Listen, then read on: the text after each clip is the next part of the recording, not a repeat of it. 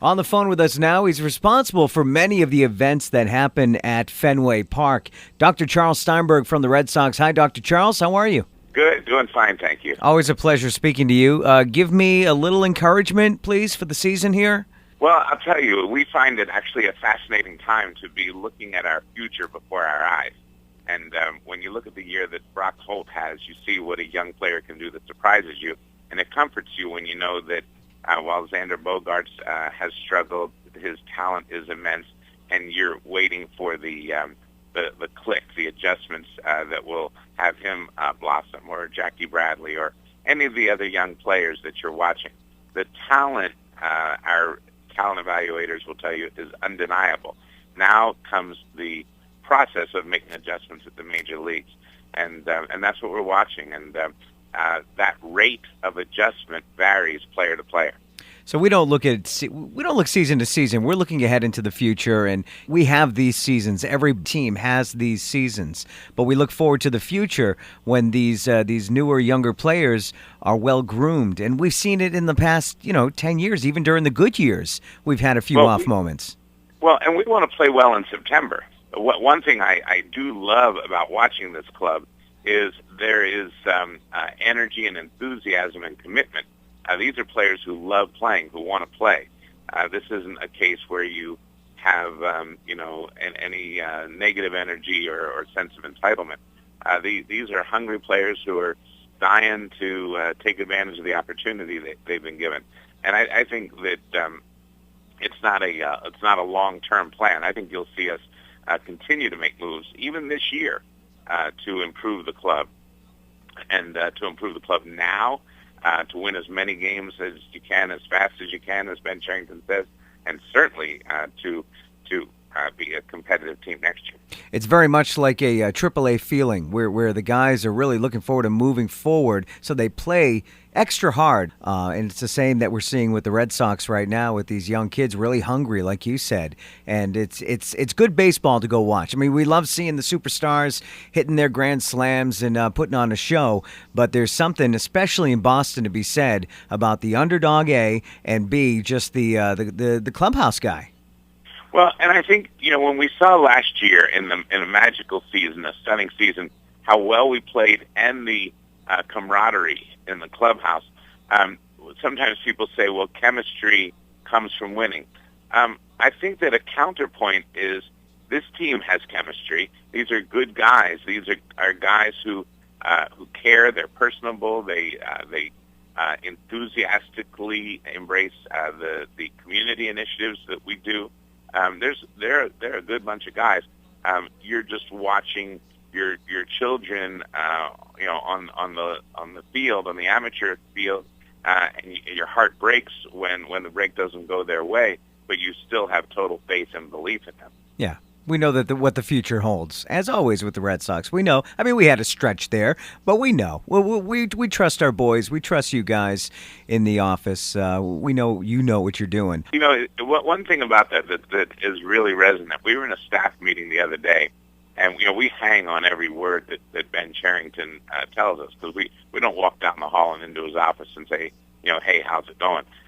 We respect the commitment he makes to his job, morning, noon, and night. And the feeling in the room was so clear, so unified, and so profound that all of us have total faith in Ben and his staff. There's total faith, and it's the same wisdom that acquired the right ingredients to stun everybody last year. You still have the right ingredients. You still have the right talent, but there is this process that you go through, and that's what we're watching. But we want to win in August. We want to win in September. There's no. I haven't seen any signs of quit. I see hunger instead with these players. And that's all we want to hear from the front office. So thank you very much, Dr. Charles. Now you're responsible for a lot of the fan favorite activities that are going on at Fenway at any given time. Recently, you had a showing of Field of Dreams. How did that go?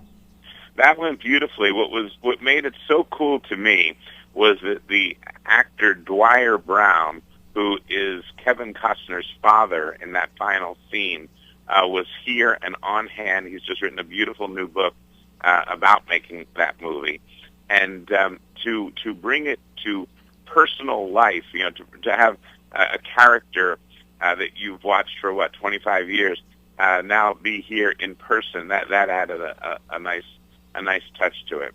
And look, we all love that movie, and we love that movie with a little bit of extra because Fenway has a cameo in it. So we enjoy that. But the idea of doing the things for fans comes naturally to us because we are fans. You know, I think we all hope that the folks who work at the Red Sox are passionate baseball fans, passionate Red Sox fans, and we are. In September, you're going to have Pedro bobbleheads, one night. That's fun. People like them. We're going to do that on September 9th.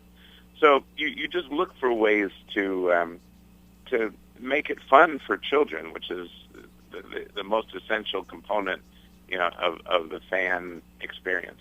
Do you get a lot of input from the fans as to maybe some ideas that might follow through, might not? But absolutely. Yeah. Some of the changes that you've seen in the Fenway improvements over the years, they have been driven by fans in Boston or in the ballparks that we built in San Diego and when we built Camden Yards. We learned more about the importance of ladies' restrooms in designing Camden Yards than we ever knew we would. Give us more, larger, cleaner, with a shelf for your purse. And so you do that. You build family restrooms so that dad can take his 3-year-old daughter or mom can take her 4-year-old son. So you're so smart when you simply listen to your fans because they'll tell you what they want. The days of the troughs in the men's room is Right. long gone, long gone. Well, the men complained the least. I bet. But we did learn an awful lot. Well, we take our kids now, like you said. It's really a family event, so you want to be respectful to the family man who might have to bring his kids into the bathrooms. But Absolutely. that's just one of the small features at Fenway that make it so beautiful. Clean, I guess that's the word that came to mind. Just clean. Everything's clean there, and everyone's friendly. And I don't know how many do you staff over there on any given day? It's a couple hundred. Oh, they're great. Staff. But you're speaking Larry Lucchino's words, because what he has preached with all three franchises is you do your best to put players on the field who you believe will compete and perform, but you can't control that. What can you control? He said you can control whether you keep your ballpark clean. You have the capacity to do that. He said you can control how you treat fans, how well you embrace them, how kindly you receive them, how hospitable you are. That you can do. And as you look around the ballpark, we've had a lot of kids this summer. It's been wonderful. The one-loss record can frustrate the veteran fans. But you know what? The 9-year-old is thrilled to be at Fenway Park. That's true. And you want to give them that great night. It's an experience, and not just for the kids, but for many of the adults as well. We don't get to go. Some of us don't get to go every day. Maybe it's once or twice a year, and we win or lose, it's always a great experience. What else is coming up in the near future? Well, let's see. We're home through this weekend. Now, Sunday, after the game, this is a charitable event, but we have Picnic in the Park. There's still a few slots left, and that's where the players come out onto the field. They sign autographs. You can see all that at redsox.com. That is on Sunday after the game. Then we head on the road for a while, and then you only have 2 more homestands. Wow. Yeah, right. It's coming down, and whether you're looking to play in October or looking ahead to spring training, I know for all of us, when the season ends, we miss baseball. So after this homestand, you've got a weekend when Toronto is in town, September 5th, 6th, 7th, followed by the very, very good Orioles this year. By the way, we're doing something on Wednesday, September 10th that is unusual. That's a midweek day game at 1:35. So for all those whose work schedules sometimes prohibit them from coming to a night game or staying until the end, for some, a Wednesday afternoon matinee may be just a fun thing. And then of course we finish the season with Tampa Bay being here September 23rd, 4th, and 5th, and then we finish with the New York Yankees. Wow, it's been quite a season, and we look forward to the postseason. And really, September is when we root hard. I guess I don't want to say right. We don't start then, but we do root a little bit harder in September, don't we? Well, it's cool to get to know these young players, and I think that's what the fans are doing. You usually ask a child who their favorite players, and the first name is David Ortiz, second name is Dustin Pedroia. I'm talking to kids, and a lot of them are saying, I like Brock Holt. Well, good. It doesn't take long for a young, hustling player to connect and to resonate with children. And you guys are doing great down in Pawtucket, too. So, oh, my heavens, yeah. The system is loaded. Yeah. You have talent in the majors. You have talent in the minors. And now it's the development process. That's a fun time for baseball. Dr. Charles Steinberg, thank you very much. Always a pleasure speaking to you, and we'll catch up real soon. Very good. Great to talk to you again. Take care.